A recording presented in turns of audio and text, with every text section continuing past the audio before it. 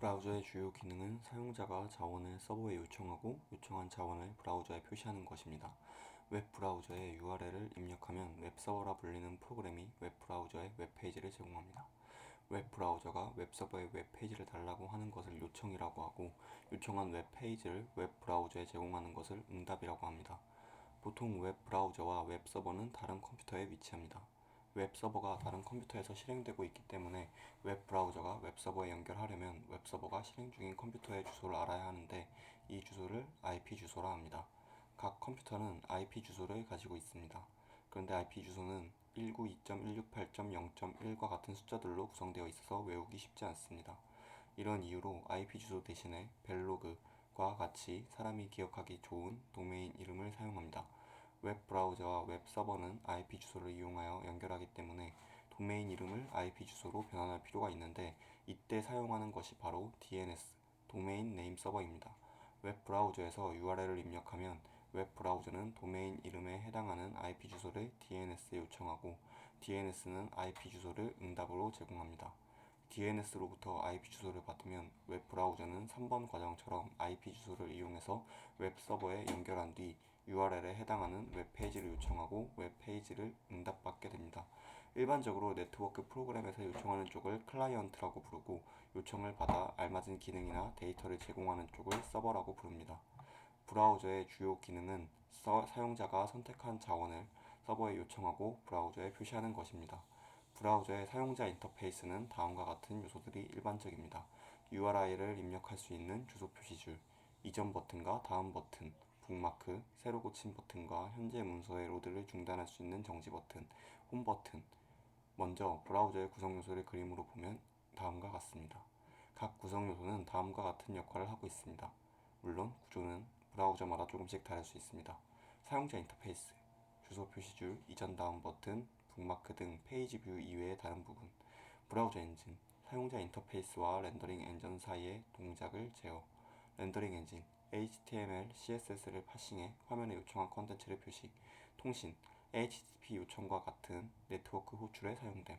JS 엔진, 자바스크립트 코드를 해석하고 실행. UI 백엔드, 기본적인 위젯 그림. 자료 저장소, 자료를 저장하는 계층으로 쿠키 등을 저장하는 웹 데이터베이스.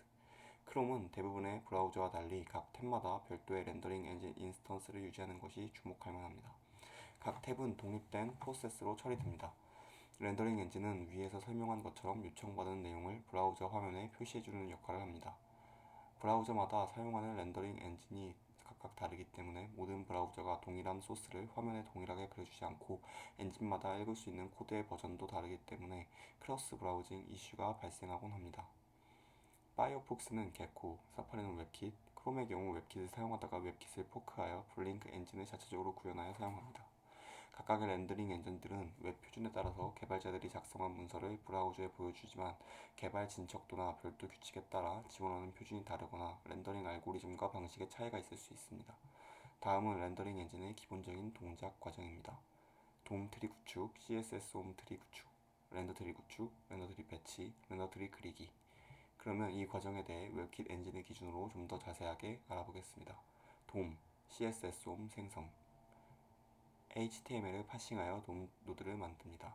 이 돔 노드들을 병합하여 돔 트리를 만듭니다. CSS를 파싱하여 CSS 홈 트리를 만들게 됩니다. 브라우저는 렌더링할 문서를 HTML과 CSS로 나눠서 읽게 됩니다. 이때 HTML과 CSS는 단순한 텍스트이므로 각각 연산과 관리가 가능하도록 HTML 파서와 CSS 파서를 사용해 관리가 가능한 오브젝트 모델로 만듭니다. 일련의 과정들이 점진적으로 진행된다는 것을 아는 것이 중요합니다. 렌더링 엔진은 좀 더 나은 사용자 경험을 위해 가능하면 빠르게 내용을 표시하는데 모든 HTML을 파싱할 때까지 기다리지 않고 배치와 그리기 과정을 시작합니다. 네트워크로부터 나머지 내용이 전송되기를 기다리는 동시에 받은 내용의 일부를 먼저 화면에 표시하는 것입니다. HTML 파싱과 돔 생성 과정. 서버는 브라우저로부터 요청받은 HTML 파일을 읽어들인 후 메모리에 저장하고 그 메모리에 저장된 바이트를 응답합니다. 브라우저는 응답받은 바이트 형태의 문서를 메타 태그의 찰셋 어트리뷰트에 지정된 인코딩 방식에 따라 문자열로 반환합니다. 문자열로 반환된 HTML 문서를 이번에는 문법적 의미를 갖는 코드의 최소 단위인 토큰으로 분해합니다. 토큰들의 내용에 따라 객체로 변환하여 각 노드를 생성합니다. 문서 노드, 요소 노드, 어트리뷰트 노드, 텍스트 노드. HTML은 요소 간의 부자관계인 중첩관계를 갖는데 이를 반영하여 모든 노드들을 트리 구조로 구성하여 돔을 만듭니다. CSS 파싱과 CSS 옴 생성 과정. 렌더링 엔진은 HTML 문서를 한 줄 한 줄 순차적으로 파싱하며 돔을 생성합니다. 그러다 CSS를 로드하는 링크 태그 혹은 스타일 태그를 만나면 돔 생성을 중지한 후 CSS 파싱의 결과물인 CSS 옴을 생성하는 과정을 진행합니다. CSS 파싱 과정은 바이트, 문자, 토큰, 노드, CSS 옴 생성 순으로 HTML의 파싱 과정과 동일합니다. 자바스크립트 파싱 과정. 렌더링 엔진은 HTML 문서를 한 줄씩 순차적으로 파싱하다가 자바스크립트 파일을 로드하는 스크립트 태그를 만나면 돔 생성을 일시 중단합니다. 스크립트 태그에 src에 정의된 자바스크립트 파일을 서버에 요청하여 응답받으면 자바스크립트 코드를 파싱하기 위해 자바스크립트 엔진에게 제어권을 넘깁니다. 자바스크립트 파싱이 끝나면 렌더링 엔진으로 다시 제어권을 넘기고 돔 생성을 이어나갑니다.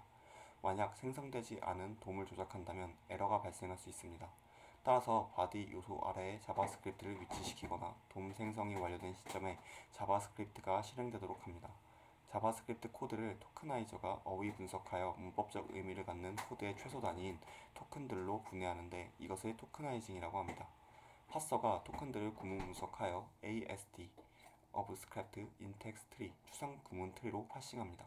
바이트 코드 생성기가 ASD를 바이트 코드로 변환합니다. 인터프리터에 의해 바이트 코드를 실행합니다. 렌더 트리 구축. CSS 옴 트리와 돔 트리를 결합하여 표시해야 할 순서로 내용을 그려낼 수 있도록 하기 위해 렌더 트리를 형성합니다. 이 과정을 어태치먼트라고 합니다. 렌더 트리는 화면에 표시되는 각 노드의 위치를 계산하는 레이아웃에 생성되고 픽셀을 화면에 그리는 페인트 과정에도 사용됩니다. 돔과 CSS 옴을 결합하여 렌더 트리를 생성하고 렌더 트리를 생성하려면 브라우저는 대략 세 가지 작업을 수행합니다.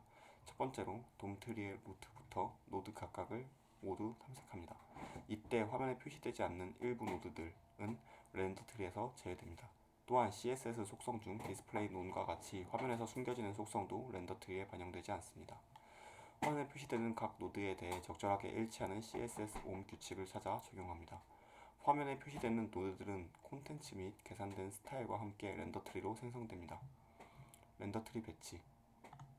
렌더 트리가 생성되고 기기의 뷰 포트 내에서 렌더 트리의 노드가 정확한 위치와 크기를 계산합니다. 이때 모든 상대적인 값이 픽셀 값으로 변환됩니다. CSS의 상대적인 값인 %ram, vh로 할당된 값들은 절대적인 값인 픽셀 단위로 변환됩니다. 이 과정을 배치 또는 리플로우라고 합니다. 렌더 트리 그리기. 렌더 트리의 각 노드를 화면에 실제 픽셀로 나타낼 때 페인팅 메서드가 호출됩니다. 페인팅 과정 후 브라우저 화면에 UI가 나타나게 됩니다.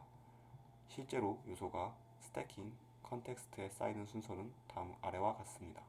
스택은 뒤에서 앞으로 그려지기 때문에 이 순서는 페인팅에 영향을 미칩니다. 블록 렌더러가 쌓이는 순서는 다음과 같습니다. 배경색, 배경 이미지, 테두리, 자식, 아웃라인. 페인트 단계에서 메인 스레드는 페인트 기록을 생성하기 위해 레이아웃 트리를 순화합니다. 페인트 기록은 배경 먼저, 다음은 텍스트, 그리고 직사각형과 같이 페인팅 과정을 기록한 것입니다.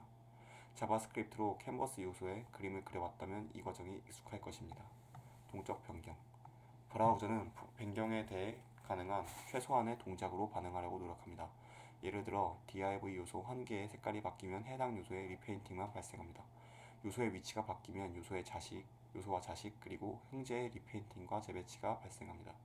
돔 노드를 추가하면 노드의 리페인팅과 재배치가 발생합니다. HTML 요소의 글꼴 크기를 변경하는 것과 같은 큰 변경은 캐시를 무효화하고 트리 전체의 배치와 리페인팅이 발생합니다. 리플로우와 리페인팅. 렌더링 과정을 모두 마친 후 최종적으로 브라우저의 페이지가 그려집니다.